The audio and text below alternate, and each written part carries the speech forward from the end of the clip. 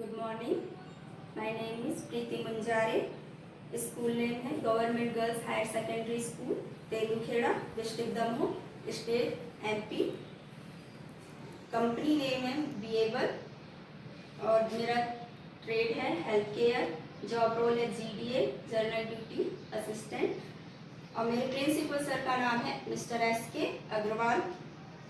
मैं कक्षा 12 यूनिट 3 और चैप्टर 2 का टॉपिक पढ़ाने वाली हूँ, जल चिकित्सीय अपशिष्टों के स्रोत एवं निस्तारण। जल चिकित्सीय अपशिष्टों के स्रोत तथा निस्तारण की विधियों के विषय में हम यहाँ पर आज जानकारी प्राप्त करेंगे। तो सबसे पहले जल चिकित्सीय अपशिष्ट के स्रोत। तो जल चिकित्सीय अपशिष्ट के स्रोत कहाँ से प्राप्त होते हैं ये मैं आपको बताने जा रही हूँ कि जल चिकित्सीय अपशिष्ट के स्रोत होते हैं जैवीय एवं चिकित्सीय स्रोत तथा अस्पतालों, क्लिनिक, स्वास्थ्य रक्षा संगठनों, पशु चिकित्सालय आदि से उत्पन्न होते हैं और हम इसको जैव स्रोतों को उत्पादित अपशिष्ट की मात्रा के आधार पर प्रमुख एवं गौण अपशिष्ट के रूप में वर्गीकृत कर सकते हैं। तो सेकंड पॉइंट है वर्गीकरण। तो वर्गीकरण में देखिए कि अस्पताल, क्लिनिक, स्वास्थ्य रक्षा संगठन, सहायक सेवाएं और पशु चिकित्सालय इन स्रोतों के ही माध्यम से जैव चिकित्सीय अपशिष्ट उत्पन्न होता है। तो सबसे पहले है अस्पताल। अस्पताल में सामान्य अस्पताल, निजी अस्पताल, विशेषज्ञ अस्पताल और निजी एवं सार्वजनिक क्षेत्रों से उत्पन्न होने वाले अपशिष्ट आते हैं। उसके बाद में इसी में सेकंड पॉइंट है अस्पताल है कि सर्जरी, जहाँ पर सर्जरी की जाती है, प्रसूति होती है, शिशुओं रोग और जैसे अस्थि रोग है, ENT, फिजिकल मेडिसिन एवं पुनर्वास विभाग आपातकालीन प्रकार के जल चिकित्सीय अपशिष्ट उत्पन्न करते हैं। दूसरा पॉइंट है क्लिनिक। क्लिनिक में भी 2 टाइप्स होते हैं, जैसे कि पहला क्लिनिक होता है कि फिजिशियन हो जहाँ पर, या दंत चिकित्सक है, प्रसूति क्लिनिक है, टीकाकरण केंद्र है, डायलिसिस केंद्र है, यहाँ से भी कुछ विशेष प्रकार के अपशिष्ट निकलते हैं। उसके बाद में है दूसरा है राज्य एवं केंद्र सरकार के द्वारा जो नियुक्त की जाती है डिस्पेंसरियां, इनके माध्यम से भी कुछ अपशिष्टों के स्रोत प्राप्त होते हैं। तीसरा पॉइंट है स्वास्थ्य रक्षा संगठन। स्वास्थ्य रक्षा संगठन के अंतर्गत आता है पॉलीक्लिनिक। पॉलीक्लिनिक मतलब होती है जो पॉलीक्लिनिक ये होती है कि जो गवर्नमेंट और निजी दोनों के द्वारा जुड़ी हुई एक क्लिनिक होती है, जिसमें डिस्पेंसरियां, छोटी छोटी डिस्पेंसरियां है, दंत क्लिनिक है या प्रसूति केंद्र, ये सब आते हैं। साथ ही दूसरा होता है नर्सिंग केंद्र, नर्सिंग होम में वहाँ पर कुछ लंबे समय तक के पेशेंट को रखकर उनका ट्रीटमेंट किया जाता है। साथ ही वृद्धाश्रम, मंदबुद्धि गृह, पागल खाना, ये सब चीजों स्वास्थ्य रक्षा संगठन के अंतर्गत आती है, जिससे कि हमारे क्या निकलता है जैविक चिकित्सीय अपशिष्ट के स्रोत। उसके बाद में है चौथा नंबर है स्वास्थ्य सेवाएं। स्वास्थ्य सेवाएं वाले केंद्र में जैसे कि ब्लड बैंक आ जाता है, फार्मेसीज आती है, शवगृह होता है और लॉन्ड्री मीन्स होती है जहाँ पर हॉस्पिटल के सारे गंदे कपड़े धुलने के लिए जाते हैं, और प्रयोगशालाएं, इनमें से भी कुछ अपशिष्ट पदार्थ निकलते हैं। फिर लास्ट हो गया पशु चिकित्सालय। पशु चिकित्सालय से पशुओं से उत्पन्न होने वाले जो भी अपशिष्ट पदार्थ होते हैं। ये हो गया इनका वर्गीकरण कि कैसे हमें अपशिष्ट मिलते हैं, जैव चिकित्सीय अपशिष्ट मिलते हैं। फिर अब हम इसके आगे पढ़ेंगे अपशिष्टों का निस्तारण।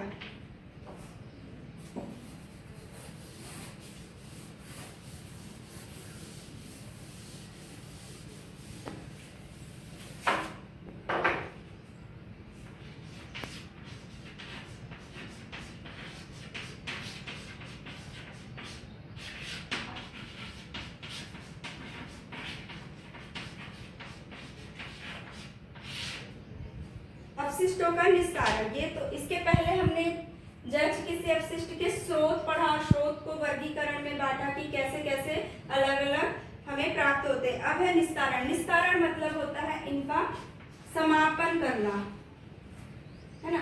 इसका समापन करना कि हम कैसे जैव अपशिष्ट को समाप्त कर सकते हैं। तो जैव चिकित्सीय अपशिष्टों को निस्तारण हेतु अन्य अपशिष्टों के साथ नहीं मिलाना चाहिए। जैसे कि जो अलग अलग जगह से हमें अपशिष्ट मिलते हैं उनको एक साथ नहीं मिलाना चाहिए और उनको अलग अलग रखकर उनका उपचार करना और उनके बाद में उनका निस्तारण किया जाना चाहिए, जिससे कि ये हमारे पर्यावरण मंत्रालय भारत सरकार जैव चिकित्सीय अपशिष्ट BMW के नियम के अनुसार 1998 के अनुसार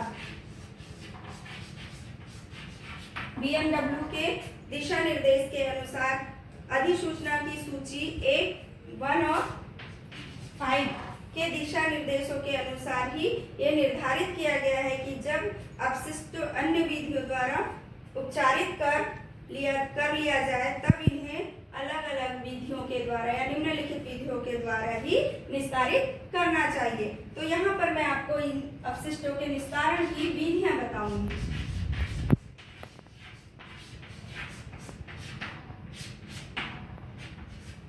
विधियां, तो सबसे पहली विधि है सामान्य गैर खतरनाक अपशिष्ट का निस्तारण। मतलब सामान्य, जो बिल्कुल जनरल हो, सामान्य या गैर खतरनाक।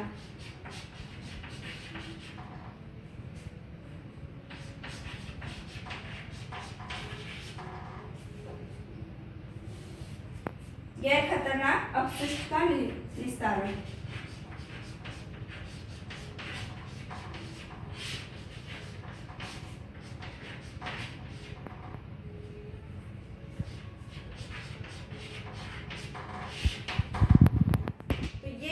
निम्नलिखित विधियों के द्वारा होता है। जैसे कि सबसे पहले इसके अंतर्गत आता है कम, है ना, कम मात्रा में जो अपशिष्ट होते हैं। कम मात्रा के लिए जैसे जो अपशिष्ट हमारे पास में कम मात्रा में है उनको हम कैसे निस्तारित करेंगे, तो उसके लिए हमें क्या करना है कि कम मात्रा वाले के लिए हमें लैंडफिल नामक निस्तारण होता है। लैंडफिल निस्तारण में क्या होता है कि सबसे पहले एक बहुत बड़ा गड्ढा बनाया जाता है और उसमें गड्ढे में 1 से 2 लेयर हम क्या मिला। यहाँ पर मेरा ये पॉइंट कंप्लीट होता है। आशा करती हूँ कि ये टॉपिक आप लोगों को क्लियर हो गया होगा। अब इसके बाद मैं आप लोगों से कुछ क्वेश्चन कर रही हूँ।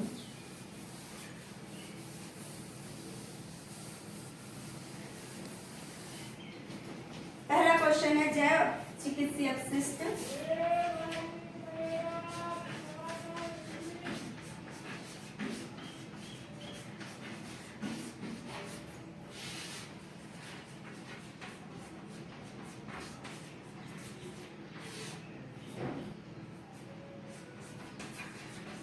के स्रोतों की सूची बनाई।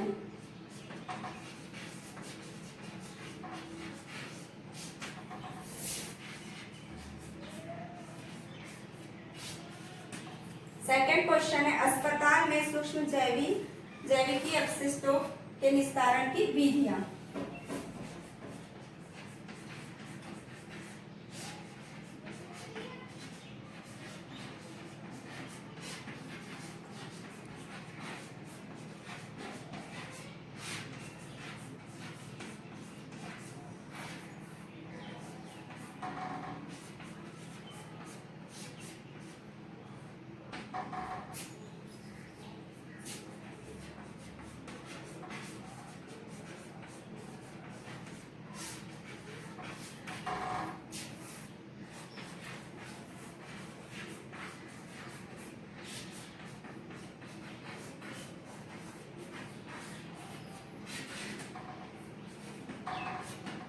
तीसरा क्वेश्चन है अस्पतालों में ठोस एवं तरल अपशिष्ट के स्रोतों में अंतर।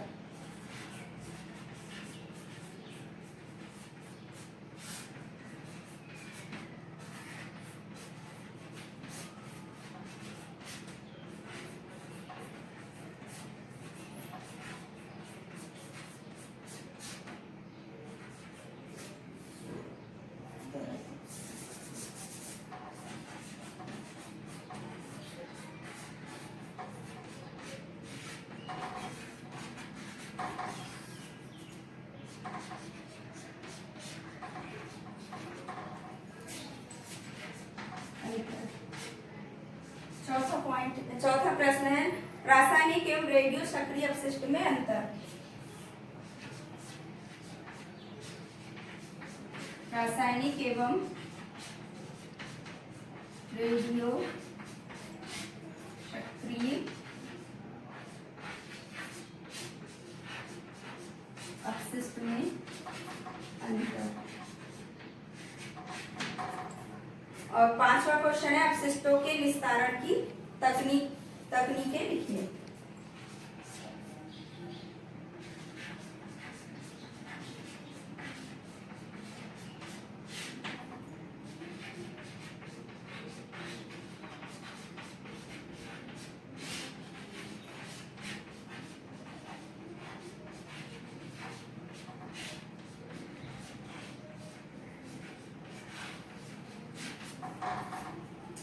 यहाँ ये इतने क्वेश्चन है, ये पांचों क्वेश्चन आप लोग कंप्लीटली वर्क करके रखिएगा। मैं नेक्स्ट इसमें आपसे ये क्वेश्चन के पूरे आंसर पूछूंगी। Thank you. उसके बाद नेक्स्ट पॉइंट है दाबप्रत कंटेनर का निस्तारण करना। मतलब दाबप्रत कंटेनर जैसे कि होते हैं गैस सिलेंडर होते हैं, एरोशेल के डिब्बे, डिस्पोजेबल गैस कंटेनर, कंप्रेस्ड, ये सब सिलेंडरों का हम विशेष लैंडफिल प्रोसेस के द्वारा ही उनका निस्तारण करते हैं। अब ये सारी चीजों का ये सब निस्तारण करने के लिए हमें समस्त रिकॉर्ड अपने पास में समय समय पर रखना चाहिए। निर्धारित प्राधिकरण द्वारा निरीक्षण एवं सत्यापन के अधीन होने चाहिए। जो प्राधिकृत व्यक्ति होता है, जो जैव चिकित्सीय अपशिष्ट के सृजन, संग्रहण, ग्रहण, भंडारण, परिवहन, उपचार, निस्तारण तथा किसी प्रारूप में नियंत्रण के रिकॉर्ड को अनुरक्षित करने चाहिए। और अनुपचारित यानी बिना उपचार किए हुए जो अपशिष्ट होते हैं उन्हें 48 घंटे से अधिक समय तक अपने विधिया में हमने पढ़ा था सामान्य गैर खतरनाक अपशिष्ट। इसके अंतर्गत पहले कम मात्रा में होने वाले अपशिष्ट का कैसे निस्तारण होता है, तो उसके अंतर्गत 3 विधियां हैं। पहला है लैंडफिल, दूसरा गड्ढों का प्रयोग और तीसरा कंपोस्टिंग। तो लैंडफिल मैंने बता दिया। गड्ढों का प्रयोग मतलब ऐसा खाली स्थान देख करके बहुत बड़े बड़े गड्ढे खोद करके वहां पर उन अपशिष्टों को दबा दिया जाता है। कंपोस्टिंग में ये होता है कि कंपोस्टिंग में खाद उन अपशिष्टों से उनका उपचार करके उनका निदान करके उनकी खाद बनाई जाती है। अब इसके बाद में है दूसरा आता है बड़ी मात्रा के लिए। ये तो था कम मात्रा के लिए।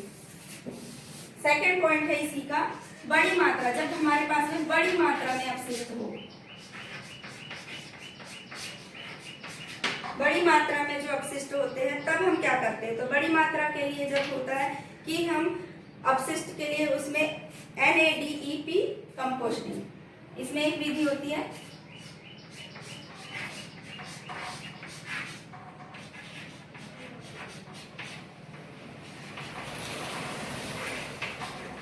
NADP compost DEP compost. इसमें जब बहुत बड़ी मात्रा में हमारे पास में अपशिष्टों की संख्याएं बढ़ जाए और जैसे कि पशु चिकित्सालय से या फिर और भी बाहर से जो जैसे कि फार्मर है जहाँ पर फार्म हाउस होते हैं वैसे वहाँ के भी जो अपशिष्ट होते हैं, इन सब चीजों के लिए हम क्या करते हैं कि बहुत बड़ा पक्का वाला टाका बनाया जाता है। टाका बनाने के बाद में उन टाकों में पहले पानी डाल दिया जाता है और उसके बाद में सारे अपशिष्ट डाल करके फिर उसमें मिट्टी की लेयर बिछा दिया जाता है। बस यही काम करके पूरा लास्ट में जब वो भर जाए टाका, तो उसके बाद में हम उसमें क्या गोबर का लेप लगा करके पानी से उसको बिल्कुल मिट्टी और गोबर का लेप लगाकर उस टाके को पैक कर दिया जाता है। बाद में वो 21 दिन बाद में फिर थोड़ा दबने लगता है। जब उसको टाके के आसपास थोड़े थोड़े छोटे छोटे छिद्र होते हैं, उसमें से हम जो रॉक सल्फेट होता है उनकी मात्रा भी उसमें डाली जाती है, पानी भी डाली जाती है। बस ऐसी ही प्रोसेस करके 120 दिन में या 100 दिन में हमारे पास में कंपोस्टिंग खाद पर्याप्त मात्रा में मिल जाती है। ये होता है बड़े अपशिष्ट, जहाँ पर बड़ी मात्राओं का अपशिष्ट होता है, उसका निस्तारण इस टाइप से करते हैं। फिर दूसरा पॉइंट है हमारा विधि का दूसरा पॉइंट, अपशिष्ट जल एवं तरल अपशिष्ट का निस्तारण, यानी जल एवं तरल अपशिष्ट का निस्तारण कैसे करते हैं।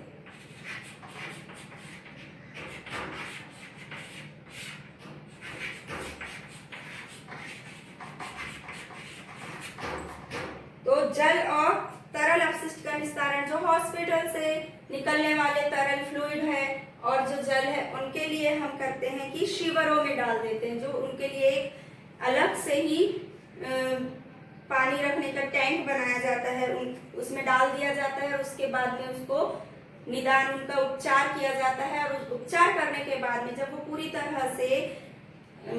तरह से हानिकारक नहीं रहते, जब वो यूजफुल हो जाते हैं, तो ऐसे द्रव्य को हम ऐसी जगह डालते हैं जहां से कुछ बॉटनी वगैरह, यानी हम पेड़ पौधे में उसको डाल सके, ये सारी चीजें करते हैं। उसके बाद में शोक गड्ढे बना दिए जाते हैं कि जहां पर वो पानी को सोख लिया जाए। अपशिष्ट निस्तारण तालाब बनाया जाता है, जहां पर तालाब में उनको पूरा तरह से एक ऐसा तालाब जहां पर सिर्फ और सिर्फ अपशिष्ट वाला ही जल और तरल जाए। उसके बाद में तीसरा पॉइंट है मानवीय शारीरिक, जो मानव के शरीर से निकलने वाला अपशिष्ट है, जैसे रक्त है या फिर शरीर तरल जो भी है, उनका निस्तारण कैसे किया जाता है। तो उनके लिए सिर्फ एक विधि होती है कि उनको जलाकर उनका निस्तारण, यानी उनको समापन कर दिया जाता है। चौथा होता है तीक्ष्ण वस्तुओं का निस्तारण। तीक्ष्ण वस्तु जो हॉस्पिटल में होती है, जैसे कि सुइयां, जो सिरिंज होती है, निडिल होती है, उनका निस्तारण हम उन्हें सुई विनाशक घोल में डाल करके या फिर उनको 250 डिग्री सेंटीग्रेड पर ताप पर पिघला करके उनका निस्तारण किया जाता है, उनको जीवाणुनाशक करके उनका निस्तारण किया जाता है। पांचवा पॉइंट है इसमें सूक्ष्म जैविक तथा जैव तकनीकी अपशिष्टों का निस्तारण। तो सूक्ष्म जैविक तथा जैव तकनीकी अपशिष्टों का निस्तारण, यह क्रिया ऑटोक्लेव या हाइड्रोक्लेविंग, माइक्रोवेव अथवा दहन क्रिया के द्वारा की जाती है। हॉस्पिटल में ऑटोक्लेव एक अलग से ही डिपार्टमेंट होता है, जिसमें वो भाप विधि के द्वारा उन सभी सूक्ष्म जीवों का नष्ट किया जाता है, और साथ ही दहन क्रिया, जैसे कि जो चीज यूज नहीं है उनको पूरी तरह से जला दिया जाता है। फिर है 6 पॉइंट है फार्मास्यूटिकल अपशिष्टों का निस्तारण। इसमें दहन क्रिया करके उनकी राख को भूमि में दफना दिया जाता है। मतलब जो दवाइयों से रिलेटेड होती है, जो दवाइयां बची होती है, जो अपशिष्ट हो गई है, जो खराब हो गई है, उनका यूज दहन क्रिया करें। उनको निस्तारण कैसे किया जाता है कि दहन क्रिया, इनको जला करके उनकी राखों को दफना दिया जाता है। फिर है संक्रामक ठोस अपशिष्टों का निस्तारण। जो संक्रामक है हुए हैं लेकिन वो सॉलिड है, मतलब ठोस है, वो अपशिष्टों का निस्तारण हम सर्वप्रथम उनका क्या करेंगे, पहले उपचार करेंगे। उपचार करने के बाद में फिर वो गैर खतरनाक अपशिष्ट में परिवर्तन करेंगे, यानी हम पहले उनको उपचार करके ये देखेंगे कि अब वो हमारे लिए खतरनाक नहीं है। उसके बाद में फिर उसको सामान्य अपशिष्ट की भांति ही उनका निस्तारण करेंगे। फिर नेक्स्ट पॉइंट है रासायनिक अपशिष्टों का निस्तारण। तो इसमें पहले हम करते हैं कि गैर खतरनाक अपशिष्टों को सामान्य खतरनाक अपशिष्ट में बदल कर फिर गैर खतरनाक में परिवर्तन कर दिया जाता है और फिर सामान्य रूप से इनका